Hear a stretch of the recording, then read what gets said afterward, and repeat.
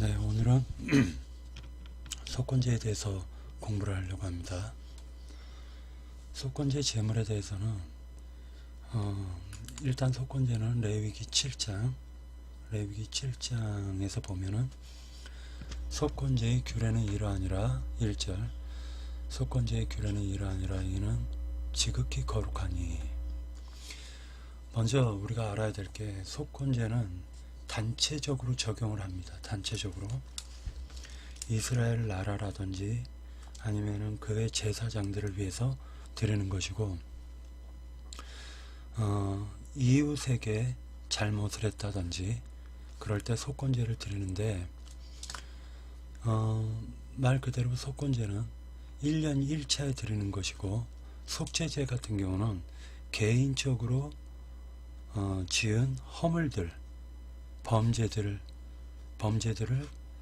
속죄할 때 속죄제를 드립니다. 그래서 거의 제사가 비슷합니다.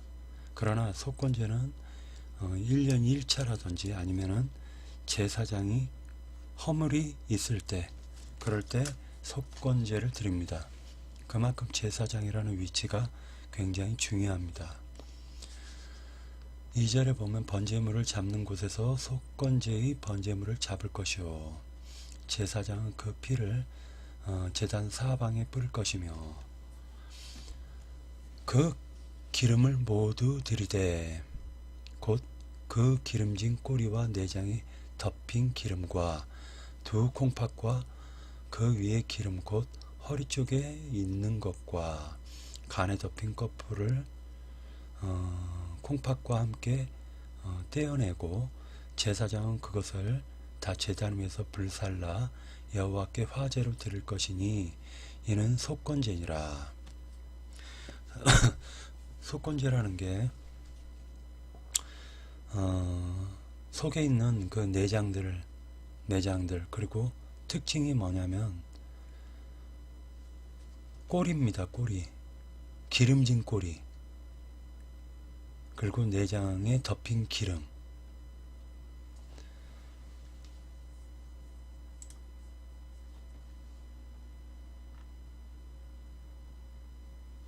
여기서 시브리어 명사 랩의 여거인데 시편 119편 70편에서는 한 번 지방으로 번역된 외에는 모두 기름으로 번역되었다. 모세법이 주어지기 오래전에 아벨은 양의 첫 새끼와 그 기름을 여호와께 드렸고 하나님은 아벨과 그의 제사를 연락하셨다. 모세의 법에 따르면 희생 제물의 모든 기름은 피와 함께 음식으로 먹을 수 없으며 하나님께 향기로운 번제로 드려야 했다. 이것은 이스라엘 사람들에게 그들의 최상의 것인 하나님께 속해 있음을 가르치기 위함이었다. 여호와께 드려야 할 것으로서 불사를 것이 명해져 있다. 그것은 여호와께 향기로운 것이기 때문이다. 이렇게 얘기를 했는데, 성경에서 보면은요, 그 기름을 모두 들이되 곧 그 기름진 꼬리와 내장에 덮인 기름과 두 콩팥과 그 위에 기름 곧 허리 쪽에 있는 것과 간에 덮인 거풀을 콩팥과 함께 떼어내고 제사장은 그것을 다 제단 위에 불살라 여호와께 화제로 드릴 것이니 이것은 속건제니라. 이렇게 말했는데 여기 레위기 7장 3절과 4절에서 얘기하는 그 기름은 별로 좋은 기름 같지는 않아요.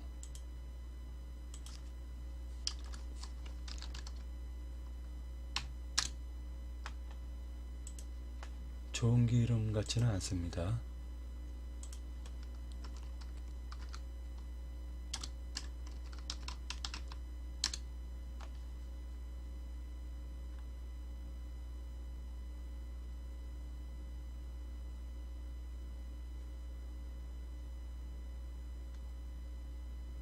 예를 들어 가지고 레위기 7장 12절에 보면 만일 그것을 감사함으로 드리려면 여호와께 드릴 화제 제물의 규례는 이러하니라. 만일 그것을 감사함으로 드리려면 기름 섞은 무교병과 기름 바른 무교전병과 고운 가루에 기름 섞어 구운 과자를 그 감사 제물과 함께 드리고 또 유교병을 화목제의 감사 제물과 함께 그 예물로 드리되 그 전체의 예물 중에서 하나씩 여호와께 거제로 드리고 그것을 화목제의 피를 뿌린 제사장들에게로 돌릴지니라. 이렇게 나와 있네요. 여기에서 나온 기름하고 앞절에서 나온 기름이 뭔가 달라요. 그 다른 것은 7장 13절, 12절, 13절에 나오는 기름, 이 기름은 정제된 기름을 의미하고 3절에서 얘기하는 기름은 정제되지 않고 찌꺼기가 섞여 있는 그 기름을 의미하는 것 같습니다.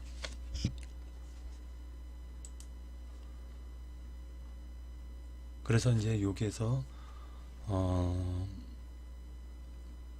그 기름을 모두 들이되 곧 그 기름진 꼬리와 내장이 덮인 기름과 라고 했기 때문에 성경에서 지금 나와 있는 이 말씀이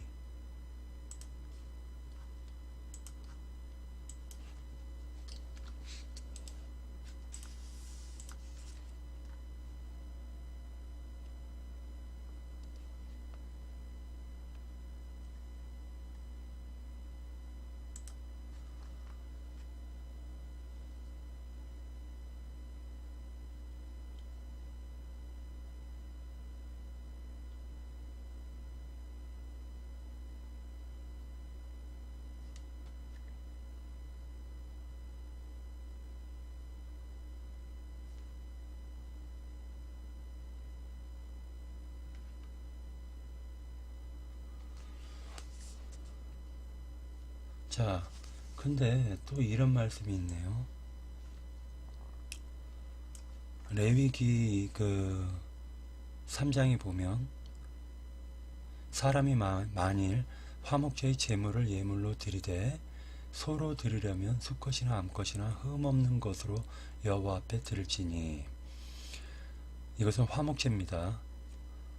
그 예물의 머리에 안수하고 회막문에서 잡을 것이요 아론의 자손 제사장들은 그 피를 제단 사방에 뿌릴 것이며 동서남북 사방에 뿌리고 그리고 그는 또 그 화목제의 제물 중에서 여호와께 화제를 드릴지니 곧 내장에 덮인 기름과 내장에 붙은 모든 기름과 두 콩팥과 그 위에 기름 곧 허리 쪽에 있는 것과 간에 덮인 꺼풀을 콩팥과 함께 떼어낼 것이요 아론의 자손은 그것을 제단 위에 불 위에 있는 나무 위에 번제물 위에서 살을 지니 이는 화제라 여호와께 향기로운 냄새니라. 화제라 여호와께 향기로운 냄새니라 라고 말씀하는 것 같으니까 인간의 모든 성품을 다 받으시는 것으로 저는 느껴지네요.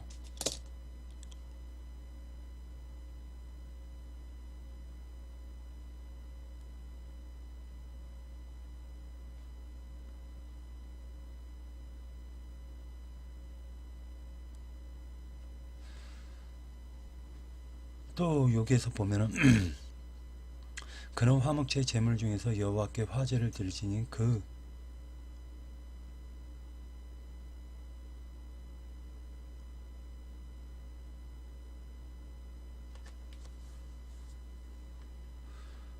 그런 화목제의 제물 중에서 여호와께 화제를 드릴지니 이것은 화목제네요.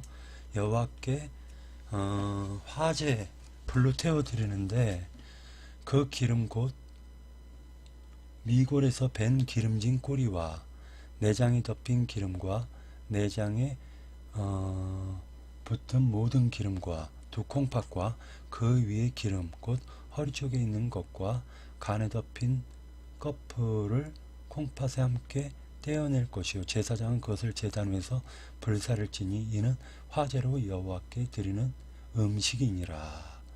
아까는 향기로운 냄새라고 했고 지금은 여호와께 드리는 음식이라고 했습니다.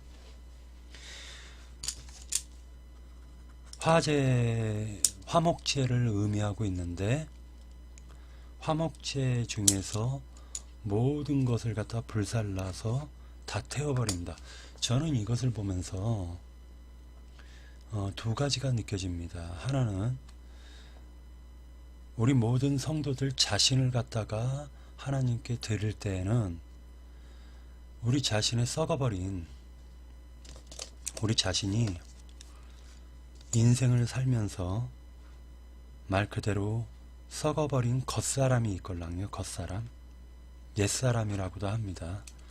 그 옛사람은 마귀에게 탈취당한 나의 마음의 상태를 얘기하는데 그 마귀한테 탈취당한 나의 상태 같은 경우는 예를 들어 가지고 기름진 꼴이라고 하는 것은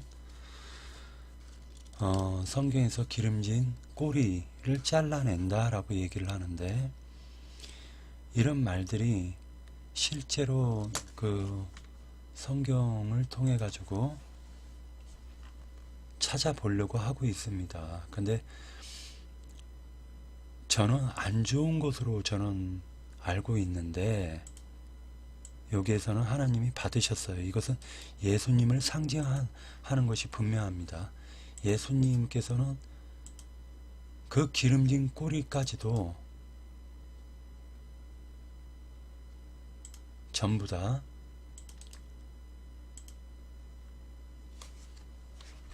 하나님이 받으시는 제물이 되기 때문에 이런 부분에서 우리가 헷갈려지면 안 될 것 같다라는 생각을 했습니다.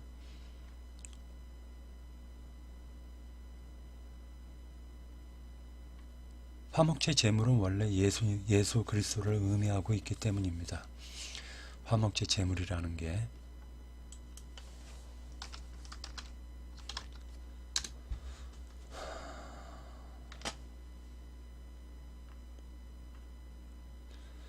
예를 들어 아주 기름 같은 경우도 정제된 기름들이 있걸랑요. 그 정제된 기름 같은 경우는 하나님이 받으시는 제물이에요. 근데 여기에서 지금 정제되지 못한 기름을 갖다가 지금 얘기하고 있는데 이것은 죄악된 인간들의 예습성을 갖다가 의미하는 것 같습니다.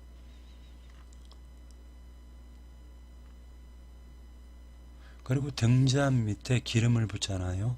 그것은 굉장히 좋은 기름을 부어야 돼요. 만약에 정제되지 않은 등유 같은 것을 갖다가 부으면은 끓음이 굉장히 많이 생기기 때문에 그러나 좋은 기름을 갖다 붓게 되면은 끓음이 전혀 생기지가 않아요.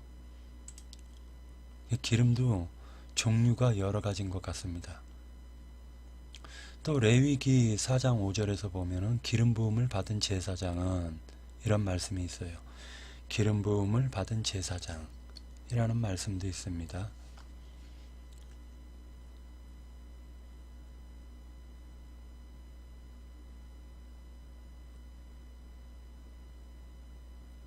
또 레위기 4장 8절에 보면 또 그 속죄 제물이 된 수송아지의 모든 기름을 떼어낼지니 곧 내장에 덮인 기름과 내장에 붙은 모든 기름과 라고 얘기를 하고 있어요.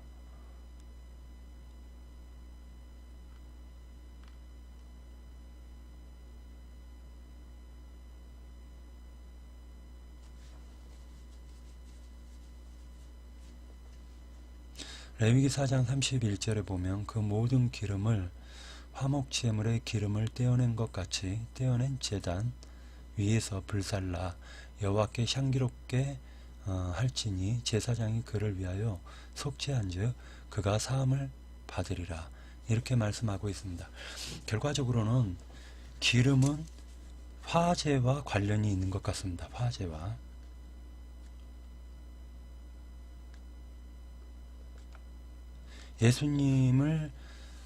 예수님을 화제로 드렸을 때는 그건 그 예수 그리스도는 화제의 거룩한 성물, 거룩한 제물이 되시지만 인간 같은 경우는 말 그대로 더러움이 가득하잖아요. 그렇기 때문에 꼭 화제로 이 모든 내장을 불태워 버려야 되는데, 이것은 말 그대로요, 자기 자신이 율법에 의해 가지고 율법에 의해서 정죄를 받은 적이 없는 사람은요, 화제를 드린 적이 없는 사람이에요. 화제라는 것은 자기 속을 갖다가 태우는 것을 얘기하는데, 실제로는 심히 자기가 죄인이라는 사실을 깨닫는 것을 하나님이 받으시는 향기로운 향기라고, 냄새라고 보시면 돼요. 믿음 생활을 하는 데 있어서 율법을 갖다가 율법 행위를 강조하시는 분들은 한 번도 자기 자신을 갖다가 화제로 드린 적이 없다라는 거예요. 곰곰이 한번 생각해 보십시오. 사람의 이 육신이라는 것은, 육체는 단장을 하면은요 예뻐지기도 하고, 꾸미면은요 사람이 멋있게 꾸미면은 천사가 하강한 것처럼 거룩하게 보입니다. 그렇지만 우리 내장, 이 속은요, 참으로 그 내장을 끄집어서 보면 얼마나 소름 끼치고 더럽습니까? 사람의 속이라는 게 온갖 더러움으로 가득한데, 그 더러움으로 가득한 나의 심령을 갖다가 하나님께 모든 것을 다 보여주시고, 나는 이런 놈입니다, 내 곁을 떠나주세요, 나는 더럽고 사악한 자입니다, 아니면 나를 긍휼하게 여겨주세요 하는, 말하자면 창녀의 기도와 세리의 기도는 하나님이 받으시는 향기로운 냄새라는 거예요. 이것을 한 번도 화제를 드린 적이 없는 사람은, 만약에 그런 사람이 목사가 돼서 목회를 한다면, 그 사람은 율법으로 사람을 정죄하는 직분을 받은 사악한 자라는 거예요. 사악한 자.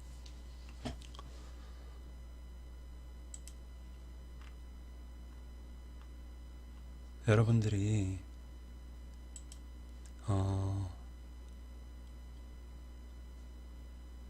정말로 우리가 봐야 되는 게,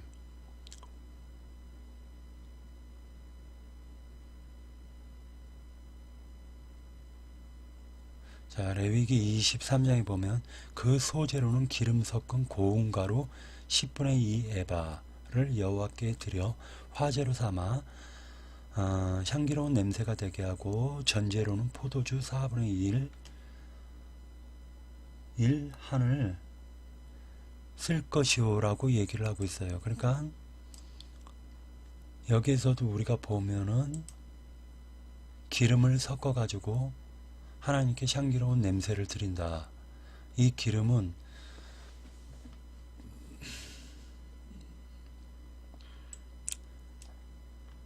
하나님께서 지금 항상 기름 부음 받은 자라고 성경에서 얘기하고 있고, 그리스도라는 말은 제사장, 왕, 선지자를 의미하는데, 그것을 갖다가 그들에게 기름을 부어 가지고 그 직분을 갖다가 위임을 한단 말이에요. 그러나 이 기름을 하나님께 화제로 드린 적이 없는 사람은 사실은 제사장의 직분을 행해서는 안 돼요. 근데 마귀도 똑같이 세상 교계에 마귀의 사자들을 보내는 것입니다. 그래서 율법을 강조할 수밖에 없어요. 그들은.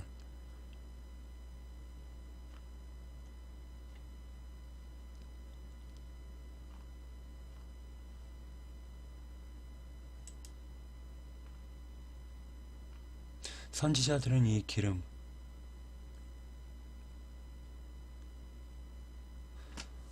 선지자들은 이 기름 부음, 기름에 대해서 어떻게 지금 증거를 하고 있는지 우리가 한번 찾아보도록 할게요.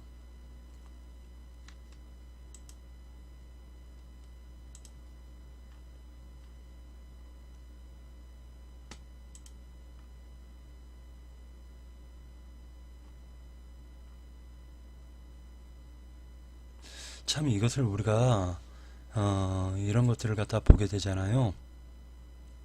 그러면 참 그런 생각을 많이 가져요. 인간의 그 내면이라는 걸 갖다가 하나님께 태워서 그것을 갖다 드리면은요, 하나님께서는 그것을 갖다가 굉장히 향기로운 냄새로 맡고 계시구나. 이것은 심히 인간이 율법과 그리스도의 율법을 통해 가지고 심히 죄된 것을 깨닫는 사람의 그 심령은 하나님이 받으시는 제물이다 라는 것을 갖다 느낄 수가 있어요. 먼저 이 기름이라는 부분은요, 우리가 항상 생각해야 되는 것은 모든 제사는 예수 그리스도를 상징하고 있어요. 그래서 가장 좋은 제물은 예수 그리스도입니다. 그래서 하나님께서는 거룩하시기 때문에 우리 같은 죄인을 안 받는 거예요.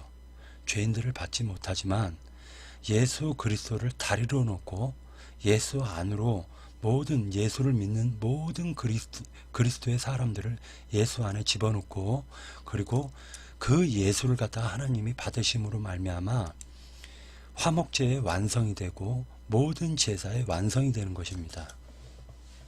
속건제는 엄격히 따지면은요, 속건제라는 부분은요, 히브리서에서 그 속건제를 갖다 증거하고 있어요. 그러나 그것을 나가기 전에 우리는 이 레위기에 있는 선지자들이 깨달은 이 기름, 여기 보니까 또 기름진 밭으로 변하지 아니하였으며 기름진 밭이 숲으로 여겨지지 아니하였느냐. 이렇게 또 얘기하니까 기름진 밭이라고도 표현을 하고 있습니다. 참 이런 것을 보면은요, 성경은 숨겨져 있어요. 여기 또 보면은 이사야서 39장 2절을 보면 보배로운 기름 이렇게 또 증거하고 있습니다.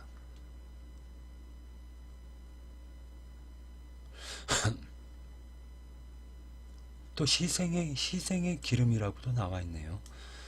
너는 나를 위하여 돈으로 향품을 사지 아니하며 희생의 기름으로 나를 흡족하게 하지 아니하고 내 죄짐으로 나를 수고롭게 하여 내 죄악으로 나를 괴롭게 하였느니라.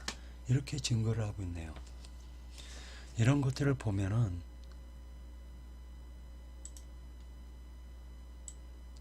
보배로운 기름도 있고 희생의 기름을 하나님이 받으시는데, 이들은 그렇게 하지 못했다라고 이사야 선지자가 얘기를 하면서 네 죄짐으로 나를 수고롭게 하며 네 죄악으로 나를 괴롭게 하였느니라 라고 말씀하셨기 때문에, 이것은 사실은 이사야 선지자가 증거하고 있는 내용은 이스라엘의 죄악을 얘기하는 겁니다. 이스라엘의 죄악. 이스라엘이 타락을 했다라는 것은요, 타락한 선지자나 타락된 그들의 목회자들이 백성들을 거짓말로 현혹해서 타락을 시켜버리는 거예요. 그러면은 하나님은 그 기름을 더럽고 추한 기름으로 볼 것입니다. 인간이라는 게 자기가 죄가 없다 하고 자기를 갖다가 말하자면 무화과 잎으로 딱 가려버리면 하나님은 그것을 베낄 수밖에 없어요. 이게 복음이에요. 복음은 양가죽으로 덮어줘야 돼요. 가죽으로 그 허물을 갖다 덮으시고 그것을 하나님이 은혜로서 그 죄와 허물을 보지 않는 것이, 죄열과 허물을 보지 않는 것이 하나님의 사랑이요 은혜라는 거예요. 근데 하나님의 사랑과 은혜를 받지 않은 사람은 남을 정죄하는 악한 기름, 더럽고 추한 기름을 갖고 있으면서 거룩한 기름으로 흉내를 내고 있다라고 보시면 됩니다.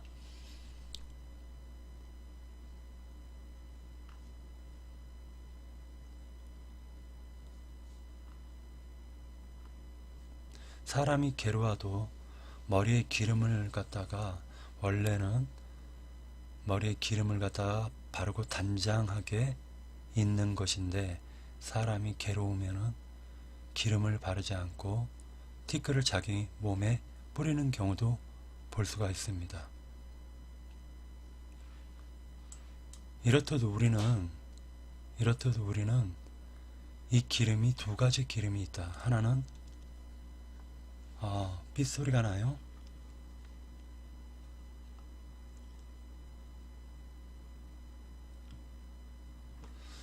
제가 빗소리를 갖다가 최단으로 고치려고 하는데 마이크가 성능이 별로 안 좋은 것 같아요. 이슬소리님, 실제로 궁금한 부분이 있으신지 만약에 있으시면은 저한테 질문을 해주시기 바랍니다.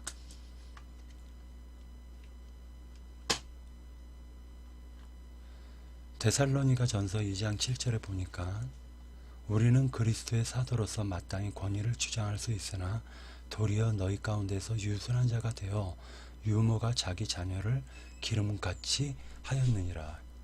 이건 잘못 번역된 거네요. 이 기름은 자녀를 기름이네요. 여기 있네요. 히브리서 1장 9절에 보면 죄송합니다. 잠깐만요. 그러면은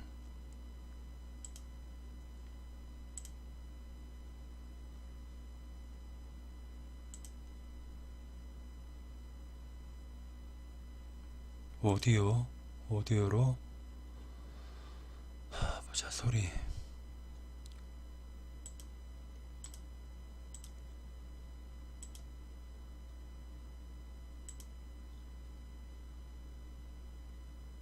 지금도 빗소리가 납니까?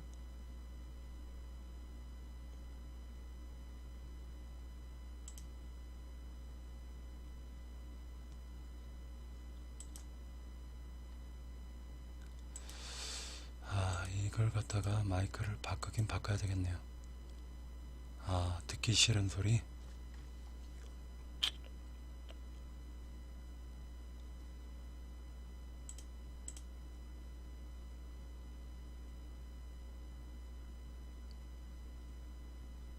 그래요? 이거 볼륨 조절.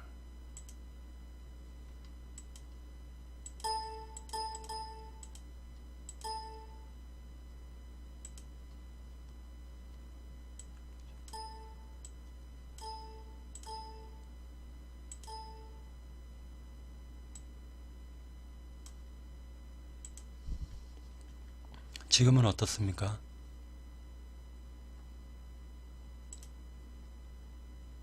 하나 둘 셋 넷. 지금은 어떻습니까?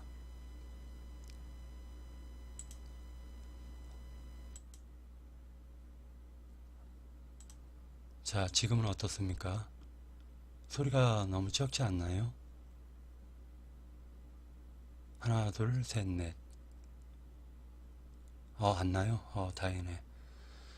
예.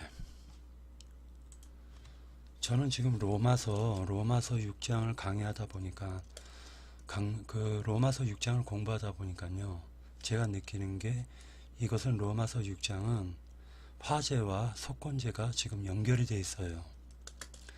화재와 속건제라는 부분이 연결이 되어 있기 때문에 이 속건제를 갖다가 우리가 공부하려고 하는데, 예수 믿고 과거제, 현재제, 미래제가 다 사함받는다라고 증거하고 있는 말하자면 구원파들 있지 않습니까?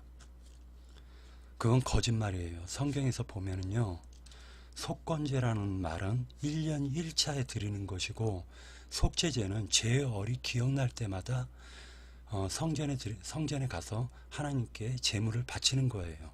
그것은 1년이 되건 2년, 그러니까 1년 안에 10번이고 20번이고 100번이고 자기가 죄가 기억날 때마다 하나님께 나아가서 속죄제를 드리는 겁니다. 속죄제를.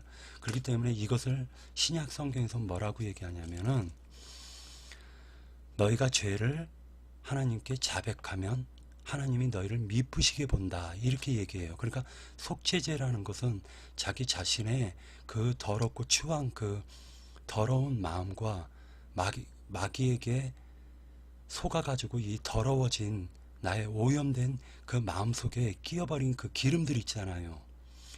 똥이라든지 기름들을 갖다가 하나님께 화제로 태워버리는 거예요. 그러면 하나님은 그것을 향기로운 제물로 받으신다라고 했기 때문에 인간이 그러니까 말하자면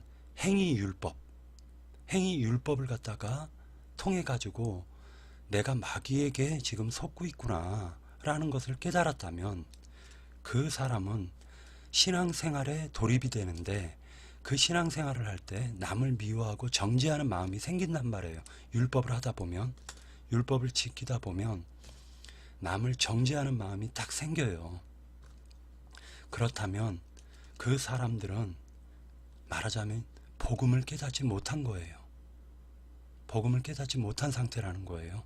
남을 율법으로 딱 정죄하면은.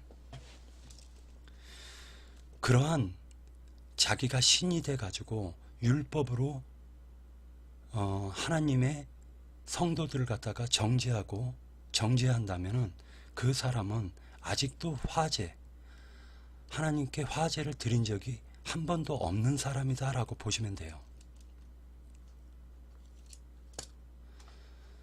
속건제라는 것은 대표성을 가져서 히브리서에서 보면 예수께서 단번에 모든 걸 인간들을 위해 가지고 사람들을 단번에 속죄하시는 거예요. 속건제라는 것은.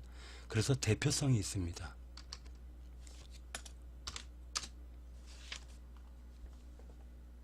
이런 말들이 지금 나오는 거예요. 여기서. 자, 그리스도께서는 장차 좋은 일에 대제사장으로 오사 손으로 짓지 아니한 것, 곧 이 창조에 속하지 아니한 더 크고 온전한 장막으로 말미암아 라고 얘기했는데, 사실은 온전한 장막이라는 것은 예수 그리스도 안에라는 새 세계를 얘기하는 거예요. 다시 얘기하자면 우리가 물질 세계 안에서 말하자면 예수 안으로 들어간다라는 것은 거룩한 교회로 우리가 들어가는 것을 얘기하는 것입니다. 거듭난 생명이 거룩한 교회로 들어가는 것을 가르쳐 가지고 교회 아니다라고 얘기하는데, 이것을 번역하면은 천국을 갖다가 교회라고 성경은 얘기하고 있어요. 예수님께서 십자가에서 죽으시고 십자가에 죽기 전에 로마의 병사가 창으로 예수님을 갖다가 율법에 의하면은 나무에 달린 자마다 다 저주를 받은 자다라고 했고, 나무에 달아서 죽일 경우에는 하루를 넘기지 말라고 그랬어요. 해가 지기 전에 그 사람을 나무에서 내려가지고 말하자면 다리를 꺾거나 창으로 찔러가지고 죽여야 돼요. 나무에 매달아 놓고 말하자면은 그가 죽기까지 기다렸는데, 그가 죽지 않으면은 말하자면 다리를 꺾고요. 도망가지 못하게, 십자가에서 내려가지고 도망가지 못하게 다리를 꺾어버리고 그 목숨을 갖다가 강제로라도 끊어야 돼요. 이것이 율법이에요. 율법인데, 예수님께서는 그 옆구리를 로마의 그 군병이 창으로 찔러가지고 피를 쏟게 만들었단 말이에요. 피를. 근데 이게 율법에 의하면은 짐승을 갖다가 하나님께 제물로 드릴 때나 아니면 사냥을 해가지고 짐승을 갖다 잡아 먹을 때에는 항상 피를 갖다가 피채 먹으면 안 돼요. 피를 땅에다 쏟아버려야 돼요. 근데 예수께서는 그 피를 통해 가지고 천국을 완성하셨다고요. 천국을. 그 천국은 바로 사후와 연결되어 있는 사후 세계와 연결되어 있는 사닥다리가 놓여져 있는 교회를 상징하는 거예요. 상징하고 있습니다. 그래서 천국은 죽어서 가는 곳이다라고 보면 안 되고, 천국은 하나님이 예수 아니라는 세계,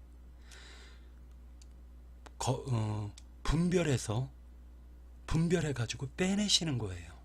그렇기 때문에 교회라는 것이 땅교회가 있고, 타락된 교회, 하갈교회가 있고, 하늘의 사락교회로 구분을 하고 있어요. 그러니까 천국은 두 가지로 되어 있다. 하나는 하나님이 좋은 시로 천국을 밭에다 심었더니 마귀가 와가지고 살짝 가라지 씨를 뿌려버리는 거예요. 그러니까 천국은 타락이 되는데, 하나님께서는 놀랍게 하늘에 앉혀놓은 사락교회를 통해 가지고 땅에 사람이 거짓되게 하나님을 믿는 모든 사람들에게 핍박을 당해서 죽게끔 만들어 놨단 말이에요. 하늘의 사락교회는. 그렇기 때문에 땅교회와 하늘의 교회가 지금 전쟁을 하고 있는 거예요. 무엇을 놓고? 말하자면 제사권을 놓고 전쟁을 하고 있어요. 제사 드리는 권한을 놓고. 근데 놀랍게 선지자들의 노선을 하나님이 두셨고, 가인이 아벨을 죽였더니 셋의 노선을 또 두셨던 거예요. 이렇듯 가인은 땅의 제사장으로 활동을 하고, 셋의 후손들은 하늘의 장자권을 받고 하늘의 제사를, 참제사를 드리는 후사들이란 말이에요. 후사들. 이것은 넓게 펼쳐서 보면 거짓된 음욕교회가 있고 거짓되지 않는 참교회가 있다라는 거예요. 참교회의 특징은요, 말씀으로 돌아가는데 말씀만 하옵소서, 그리하면 그렇게 될 줄 내가 믿습니다라고 말씀을 하옵소서라고 하는데, 거짓된 교회는 자꾸만 표적과 이적을 추구하는 습성들이 있더라는 거예요.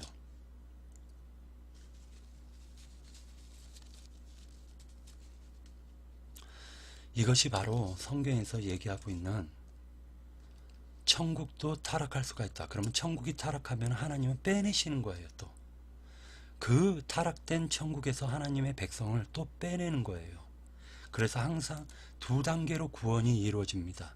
하나는 출애굽, 애굽에서 홍해바다를 건너서 광야로 빼내시는데, 그 광야로 빼냈다라는 걸 광야교회다라고 신약 성경의 사도들은 깨달은 거예요. 광야교회에서 또 빼내시는 겁니다. 어떻게? 요단강을 건너가지고 그때 가나안 교회로 빼내시는 거예요. 근데 가나안 교회의 특징이 뭐냐면 할례를 받았다라는 특징이 있어요. 길갈에서 처음에 한 것이 할례를 행합니다. 할례를. 이것이 특징이에요. 광야교회와 말 그대로 가나안 교회의 특징이 뭐냐면요, 모세를 통해서 할례를 받지 아니하고 여호수아를 통해 가지고 할례를 받는 거예요. 그러니까 여호수아는 곧 예수를 상징하고, 그 예수를 통해 예수와 동역하는 사도들, 12사도와 120성도와 500성도들은 그들은 마음의 할례를 받아 가지고 이제 거짓된 교회들과 싸움을 하는 거예요. 신천지 이만이라는 분은요, 여기까지는 깨달은 거예요. 여기까지는. 근데 놀랍게 그들은 히브리서에서 얘기하는 장자들의 총회교회라고 얘기하는 것을 갖다가 과천의 땅교회로 그것을 갖다가 이렇게 만들었기 때문에, 그 사람은 결국에는 깊은 데까지 깨달았다가 갑자기 또 땅바닥 애굽으로 싹 내려버린단 말이에요. 그렇기 때문에 사실은 거짓 선지자인 거예요. 왜 그러냐면 성경에서 보면은요, 항상 루시퍼라는 이 마귀는요, 모든 일반적인 허접한 목사들보다는 더 많이 깨달은 거예요. 루시퍼가. 왜? 그는 영이기 때문에. 귀신들도 예수님 만나가지고 부들부들 떨면서 뭐라 얘기했냐면은 우리를 무적행에 보내지 말라고 얘기했어요. 아직 때가 되지 아니하였는데 어짜요 지금 오셔가지고 우리를 무적행에 넣으시려고 합니까? 라고 얘기를 했단 말이에요. 그러니까 귀신들도 믿고 떠드는 거예요. 결과적으로는 귀신의 믿음을 따라갈 것이냐 아니면 참된 예수 그리스도의 믿음을 따라갈 것이냐, 이게 굉장히 중요하다라는 겁니다. 그래서 교회가 타락이 되는 겁니다. 교회가. 성경에 보면은 교회가 타락이 돼요.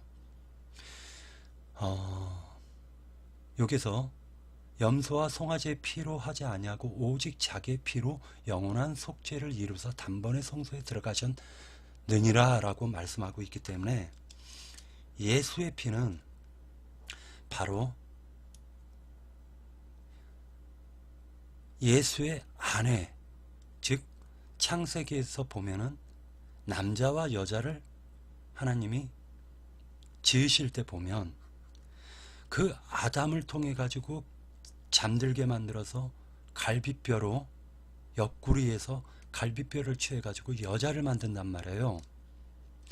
성경이 항상 여자라고 하면은 교회를 상징합니다. 교회를. 그래서 타락한 여자는 타락된 교회고, 처녀, 거룩한 처녀, 정결한 처녀교회는 또한 그 교회를 얘기하는 거예요. 정결한 처녀는 정결한 교회를 얘기하고 있습니다. 여기에서 예수께서 옆구리에서, 즉 아담이 그 잠들게 하고 그 갈비뼈를 취해 가지고 여자, 자기 아내를 만든 것은 하나의 모형이고 표상이에요.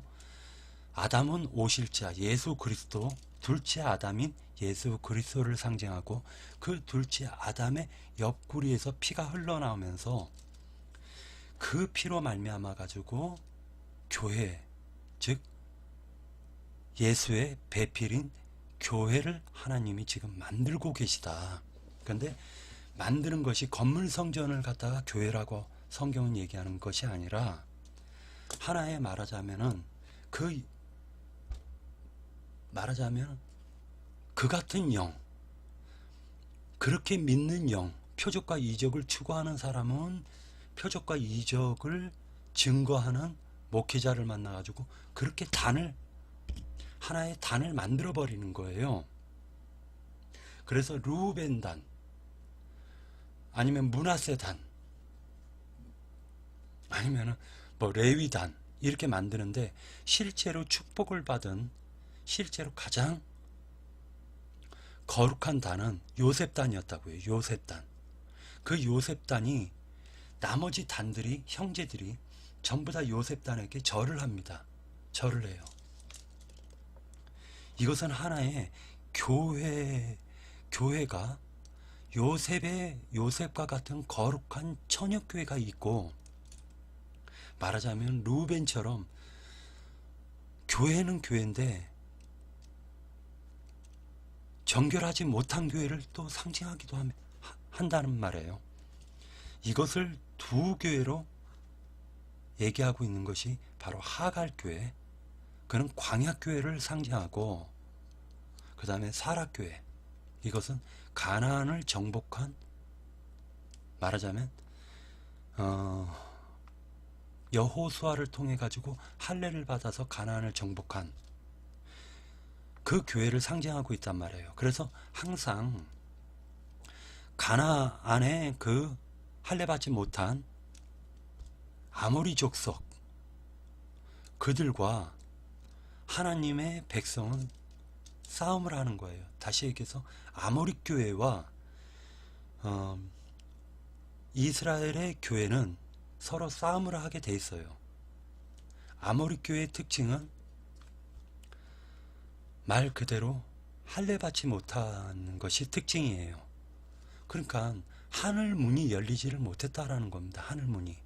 자기가 이 마음 가죽이 찢어져야 되는데, 그 마음 가죽이 바로 천연적인 인간의 생각으로 하나님을 믿으려고 믿고 그 천연적으로 하나님께 거룩하게 나가려고 하는 인간의 열심을 내는, 그리고 천연적으로 의롭고 선한 것, 이것을 이렇게 하나님께 접근해 나가려고 하는 것이 바로 하갈교회를 의미하고, 그 하갈교회는 항상 사락교회와 싸움을 하는 거예요. 같이 붙어 있을 수가 없어요. 말씀으로 돌아가야 되는데, 이 말씀은요, 잘못 해석을 하거나 그 잘못 해석하면 잘못 믿게 되기 때문에, 항상 해석을 할 때에는 굉장히 이렇게 성경 여러 군데에서 찾아봐야 되고, 성경 여러 군데에서 그 말씀을 갖다가 찾아보았는데, 그렇게 했음에도 불구하고 내 속에서 깨달음이 오지 않았다면, 그것은 하나님이 나에게 아직 빛을 비춰주지 못한 것이기 때문에, 항상 그러한 부분을 갖다가 강제로 억지로 해석을 풀려고 하는 것보다 하나님이 풀어주실 때까지 참고 기다리는 것이 우리의 그리스도인의 자세인 것 같습니다.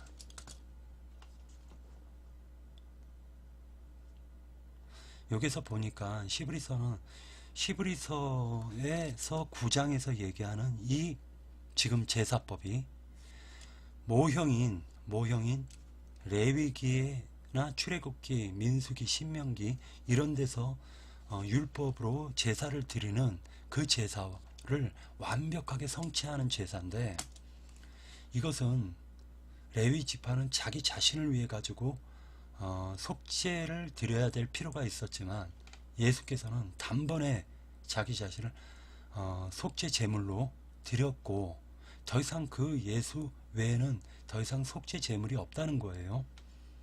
염소와 송아지의 피, 염소와 황소의 피와 및 암송아지의 죄를 부정한 자에게 뿌려 그 육체를 정결하게 하여 거룩하게 하거든, 하물며 영원하신 성령으로 말미암아 흠없는 자기를 하나님께 드린 그리스도의 피가 어찌 너희 양심을 죽은 행실에서 깨끗하게 하고 살아계신 하나님을 섬기게 하지 못하겠느냐.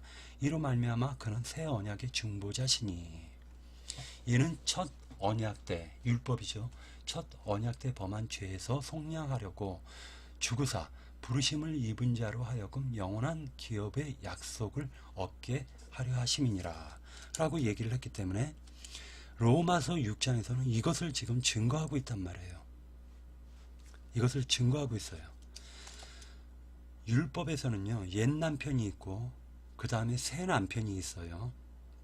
율법은 여자가 옛 남편이 살아있을 때는 그 여자는 옛 남편에 의해서 구속을 받게 돼 있어요. 항상 구속을 받는 거예요, 살아있을 때는. 그러나 그 옛 남편이 죽으면 그는 자유자가 돼요. 자유인이 되는 거예요. 그리고 새로운 남편을 만나서 결혼을 해서 시집을 가가지고 그가 새로운 자녀를 낳을 수 있는 권한이 생기는 겁니다, 율법에 의하면. 그러나 옛 남편이 살아있으면은 어떤 남자와 동침을 했을 경우에는 그게 간음한 것이 되는 거예요. 이 옛 남편이 바로 누구냐? 바로 마귀란 말이에요, 마귀. 새 남편은 누구냐? 예수 그리스도란 말이에요. 그러다 보니까 이 마귀로부터 내가 죽던 마귀가 죽던 둘 중에 하나가 죽어야 돼요. 그래야지 그 율법에서 벗어날 수가 있습니다, 인간이라는 게. 만약에 마귀로부터 내가 죽지 않거나 마귀가 죽지 않거나 둘 중에 하나가 죽지 않으면 끝없이 율법으로 말미암아 정죄를 받기 때문에 그 죄에는 하나님께 나아갈 수가 없단 말이에요, 나아갈 수가. 그래서 율법으로 말미암아 우리가 죽어야 되는 것이에요. 죽지 않으면 둘째 아담이신 예수 그리스도를 만날 길이 없어요. 그렇기 때문에 둘째 아담이신 예수 그리스도께서 우리를 죄로부터 그 죄값을 지불하시고 우리를 사기 위해서 희생 제물이 되시고 화목 제물이 되셨단 말이에요. 왜 이것을 속건제라고 얘기를 하냐면요, 속건제를 드린 사람이야말로 속죄제를 드릴 수가 있는 거예요. 성경에 보면 예수님이 제자들의 발을 씻겨주는데 베드로가 뭐라 얘기하냐면 목욕을 시켜달라고 해요. 목욕을. 그런데 예수께서 그 말을 듣고 이미 목욕한 자는 손과 발만 더러워지는 거예요. 손과 발이 더러워졌을 때 그것을 씻어주는 것이 속죄제란 말이에요. 속죄제. 근데 목욕을 시킨 것은 속건제라는 거예요. 속건제. 자, 유언은 유언한 자가 죽어야 되나니 유언은 그 사람이 죽은 후에야 유효한 즉 유언한 자가 살아 있을 동안에는 효력이 없느니라. 그러니까 이것은 예수 그리스도를 통해서 첫 언약을 폐하시고 새 언약을 갖다가 새로 제정하는 것을 의미하고 있습니다. 이러므로 첫 언약도 피 없이 세운 것이 아니니 왜 그러냐? 피는 생명의 근원이에요. 이것을 갖다가 더욱더 번역을 한다면 그 생명의 근원이신 아담의 피를 계속 우리가 받고 있는데 그 아담의 피는 죄피란 말이에요. 죄피. 즉 마귀를 끌고 들어온 피란 말이에요. 그 아담의 피를 갖고서는 하나님께 나아갈 수가 없기 때문에 아담의 피를 받은 상태를 가르쳐 가지고 짐승이다 라고 얘기해요. 성경에서는 짐승이다. 짐승피라고 하는 거예요. 아담의 피는. 그 아담의 피를 갖다가 쏟아버려야 돼요. 쏟아야지 먹을 수 있는 거예요. 하나님이 우리를 잡수셔야 되는데 더러운 피를 갖고 있으면 하나님이 잡수실 수가 없단 말이에요. 그래서 이 더러운 피, 짐승피를 갖다 쏟아버려야 돼요. 근데 짐승피를 그대로 갖고 하나님께 나가려고 하는 자가 있단 말이에요. 이것을 계시록에서는 짐승이다 라고 얘기하고 음력교회다 라고 얘기하는 거예요. 그리고 큰 성 바벨론이다 라고 얘기합니다. 계시록에서는. 그래서 짐승의 이름이 짐승의 이름이나 사람의 수 666의 표를 받는다라고 하는데 이것은 바코드가 아니에요. 짐승의 표를 받는 것은요, 예수님이 십자가에서 죽으시고 천국을 완성하셔서 그 천국교회를 세운 이후에 여전히 천국을 갖다 적그리스도들이 와가지고 타락을 시켰기 때문에 짐승의 생각으로 교회에 들어와서 거룩한 척해서 거룩한 목회를 하는 그러한 자가 그 교회를 완전히 타락을 시켜버려요. 그리고 그 이마나 오른손등에는 항상 율법에 의하면 이마에는 이스라엘 백성은 이마에다가 하나님의 말씀, 모세 오경을 갖다 아주 적게 글씨로 새겨가지고 이마, 미간에다가 붙이고 다녔는데, 그리고 오른손에다가 붙이고 다녔단 말이에요. 오른손이나 이마에. 옛날 우리 한국의 양반들 보면 소매가 길었는데 그 소매에 항상 말씀을 집어넣고 다녔어요. 그래서 이스라엘의 그 바리새파라든지 레위나 사두개인들은 거들먹거리면서 이 그 소매를 점점 길게 만들었는데 이유가 뭐냐? 자기는 그만큼 성경을 많이 본 사람이다라고 남들에게 자랑거리로 삼으려고 소매를 길게 만들었는데, 말하자면 미간이나 이마나 이 손에 자기가 말씀을 담고 다녔단 말이에요. 율법이라는 게. 말씀을 붙이고 다녔는데 그 말씀이 하나님의 마음을 깨닫지 못하고 인간의 마음으로 재단을 해가지고 짐승과 같은 인간이 하나님의 말씀을 본능적으로 해석하는 것을 가르쳐가지고 그것을 666이라고 얘기하는 겁니다. 이것은 사람의 수요 짐승의 수인데 창세기 1장에 보면 사람이 여섯째 날에 만들어졌고 그 여섯째 날에 먼저 짐승들이 만들어졌다라는 거예요. 그래서 여섯째 날은 짐승과 사람을 만든 날인데 그것이 3배수가 되면은 완전한 짐승, 완전한 사람을 의미하는 거예요. 다시 얘기해가지고 완전한 사람이라는 건 적그리스도의 영을 의미하는 거고, 적그리스도들을 의미하고, 그 영들이 활동하는 교회를 적그리스도가 만든 교회다 라고 보시면 돼요. 그 교회에서 짐승과 행음을 하고 있는 거예요. 지금 어떻게 행음을 하냐, 축복을 받아라 라고 얘기하면 그 성도라 이름하는 사람들이 할렐루야 아멘 하고 외치는 것을 가리켜서 짐승의 이름을 그 속에 새겨 넣는다 라고 말하고 있는 것입니다.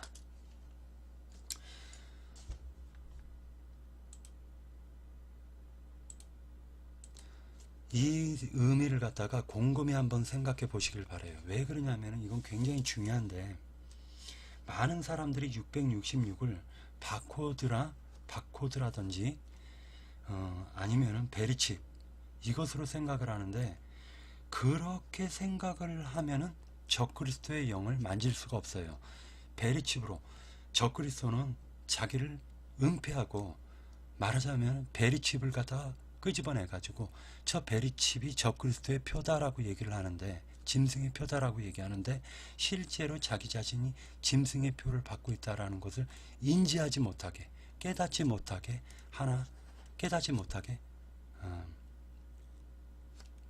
그렇게 적그리스도의 영들은 속이는 것입니다. 예, 여기까지 하고 내일 또 하도록 하겠습니다. 좋은 밤 되시고요. 예, 마치겠습니다.